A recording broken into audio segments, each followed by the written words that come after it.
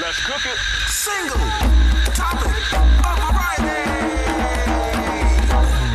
It's the Stove with TonyBennz, where I bring the topic, you bring variety, we chop it up and talk all about society. But hey guys, before you vibe, do me a favor and hit subscribe, cause people won't believe me that I got 1 million followers unless you hit me up online. So there, done, conversation bars, son. Let me tell you where we're conversating from. Spotify, Facebook, IG, YouTube, BandLab, or wherever you get your podcasts. At TonyBennz Better Way, at TonyBennz, or get over it now on Facebook. And with all due respect, God is my ultimate connect. This is the day that the Lord has made, and I will rejoice and be glad on this day. Amen? Amen. Amen. And action. Sometimes life makes you feel like you're an extra in somebody else's movie. Even worse, sometimes you don't even feel like you're a part of the cast. You feel like you're watching somebody else's movie, or you're like the janitor cleaning up somebody else's mess in their movie. As a byproduct of this feeling, depression, sadness, disappointment, unplanned, unexpected events may occur. These types of things cause you to have poor judgment. In addition, tragedies, travesties, relationship issues with family and friends and intimate partners, and even yourself, it causes your self-esteem to look like it should be on the cutting room floor. Let me break character for a second. I will flip the script for you. I have sent the screenplay back to the author and finisher of your faith. He says that he has a plan for you to prosper and not to fail. He says he knew you before you was born. He says that he knew where every strand of your hairstyle would be during every single scene. He said that everything you thought was dirty, that was being thrown on you, was really soil and fertilizer. He was growing you and grooming you for the part of your lifetime. This role was designed for you. There was no casting call. You are the star of your own movie. You may be an extra in somebody else's movie, but you were just making a guest appearance. This highly acclaimed role will give you more than an Oscar. It will give you a reward in heaven that is inscribed, "Well done, my good and faithful servant." So strengthen yourself. Strengthen your trust in the founder of the industry, the founder of this company, the executive producer, director, and acting coach that will never leave you or forsake you. So in the future, if you see someone struggling like you did, don't forget to tell them your story.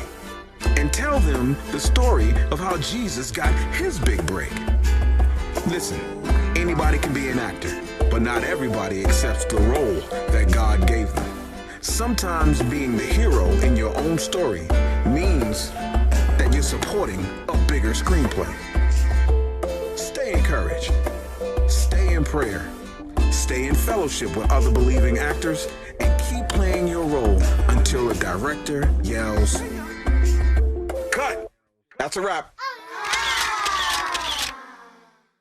Jeremiah 29:11 through 14 says, "For I know the plans that I have for you, says the Lord. They are plans for good and not for disaster, to give you a future and a hope. In those days when you pray, I will listen. If you look for me wholeheartedly, you will find me." Verse 14 says, "I will be found by you, says the Lord." Psalm 139:14 says, "I praise you because I'm fearfully and wonderfully made. Your works are wonderful. I know that full well." Matthew 10:30 says, "And the very hairs of your head are all numbered." So don't be afraid. You are more valuable to God than a whole flock of sparrows. Psalm 37:23 says, "The steps of a man are established by the Lord when he delights in his way."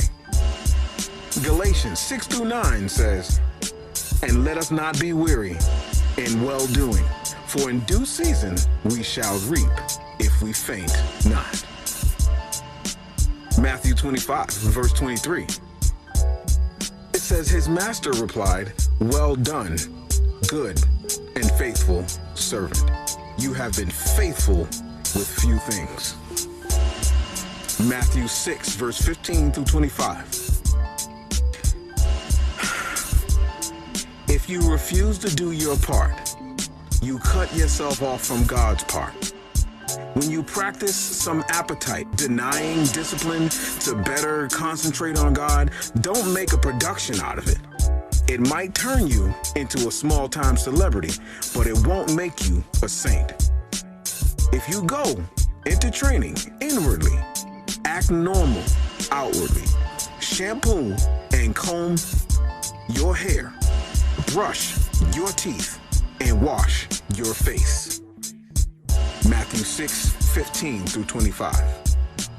Be encouraged. This is TonyBennz, cooking it up. It's the stove. Be blessed.